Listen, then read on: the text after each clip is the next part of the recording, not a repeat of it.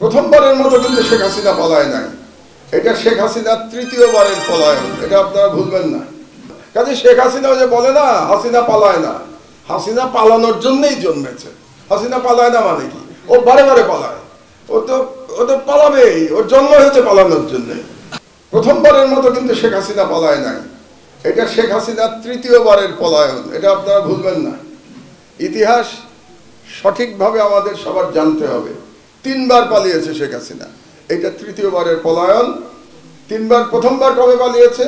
যখন তার পিতা নিহত হয়েছিল 1975 সালের সেনা বিদ্রোহে, তার পিতা নিহত হয়েছিল এবং বাকশালের পতন হয়েছিল। তখন সে বাংলাদেশ থেকে পালিয়ে, সে তখন বিদেশে অবস্থান করছিল। তারপরে সে 6 বছর দিল্লির আশ্রয়ী ছিল। আপনারা অনেকেই হয়তো জানেন, কেউ কেউ জানেন না। 75 থেকে 81 6 বছর দিল্লির আশ্রয় ছিল এবং দিল্লি থেকে তাকে ব্রেন ওয়াশ করা হয়েছে। দিল্লি থেকে তাকে শেখানো হয়েছে কিভাবে বাংলাদেশে ফিরে এসে সে ভারতের স্বার্থ উদ্ধার করবে। এটা হলো প্রথমবারের পলায়ন। দ্বিতীয়বারের পলায়ন 1/11 পরে। 1/11 পরে যখন সেনাবাহিনী থেকে বলা হলো 2 নেত্রীকে পালিয়ে যেতে, 2 নেত্রীকে বলা হলো আপনাদের দেশ থেকে বের করে দিলে আপনারা বেরিয়ে যাবেন, তাহলে আপনাদের বিরুদ্ধে কোনো মামলা দেওয়া হবে না। শেখ হাসিনা একদিনও দেরি না করে বাংলাদেশ থেকে পালিয়ে গেছিল। শেখ হাসিনা, বেগম খালেদা জিয়া পালান নাই, শি রিফিউজড। তিনি বলেছিলেন আমি বাংলাদেশ ছেড়ে যাব না। আমি ইতিহাসে নিয়ে লেখাপড়া করি, এই জন্য আপনাদেরকে জানাচ্ছি। যখন বেগম খালেদা জিয়া বললেন যে আমি যাব না, তখন একটা মজার ঘটনা ঘটলো। তখন তো পলিটিক্যালি বেগম খালেদা জিয়া জিতে গেলেন হাসিনার উপরে, কারণ তিনি আর্মিকে চ্যালেঞ্জ করলেন, মঈনকে চ্যালেঞ্জ করলেন, চ্যালেঞ্জ করে বললেন আমি যাব না, আর হাসিনা পালিয়ে গেল। তো রাজনৈতিকভাবে হাসিনা পরাজিত হয়ে গেল। তখন মারা গেছেন ভদ্রলোক, সাংবাদিক ABM মুসা, আপনারা নাম শুনেছেন নিশ্চয়ই। ABM মুসা তো আওয়ামী লীগ, ওনার আওয়ামী লীগেরই ছিলেন, উনি শেখ মুজিবুর রহমানের MP ছিলেন 73 সালে। তো ABM মুসা শেখ হাসিনাকে ফোন করলেন, ফোন করে বললেন তুমি এটা কি কাজ করলা?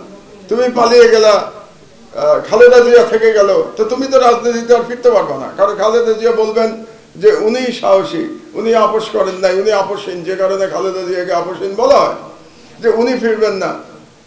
তখন শেখ হাসিনা উন্মাদ হয়ে গেল ফিরে আসার জন্য। শেখ হাসিনাকে তখন ফিরতে দেওয়া হয় নাই ইনিশিয়ালি, এটাও আপনারা হয়তো জানেন না। এই কারণে তখন হোম মিনিস্টার ছিল ইত্তেফাকের মইনুল হোসেন সাহেব, হোম মিনিস্টার ছিলেন। তিনি রাজি হচ্ছিলেন না শেখ হাসিনাকে ফেরত আনতে। এই কারণে কিন্তু মইনুল হোসেনের প্রতি রাগ শেখ হাসিনার শেষ দিন পর্যন্ত ছিল এবং আপনারা জানেন মইনুল হোসেনের উপরে কিরকম অত্যাচার করা হয়েছে। এটাও হাসিনার এক ধরনের প্রতিশোধ। হাসিনা যখন ফিরতে পারছিলেন না, তখন হাসিনা ফোন করলেন কাকে?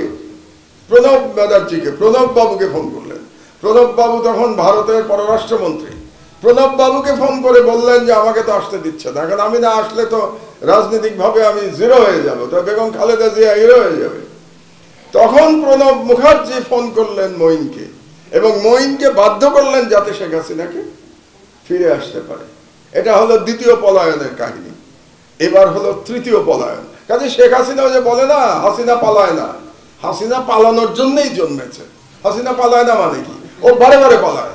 ও তো পালাবেই, ওর জন্ম হয়েছে পালানোর জন্য। এবং ওর পিতাও তো পালিয়েছিল, শুধু ও কেন পালাবে? ওর পিতা কি 71-এ পাকিস্তান আর্মির কাছে সারেন্ডার করে নাই?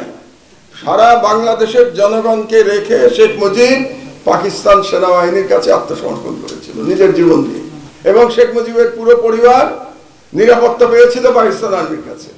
সুতরাং বাংলাদেশের লোক নিহত হয়েছে, বাংলাদেশের লোক মুক্তিযুদ্ধ করেছে, কিন্তু শেখ মুজিব নিরাপদে ছিল, শেখ মুজিবের পরিবার নিরাপদে ছিল। এটাই হচ্ছে 71 সালের প্রকৃত ইতিহাস।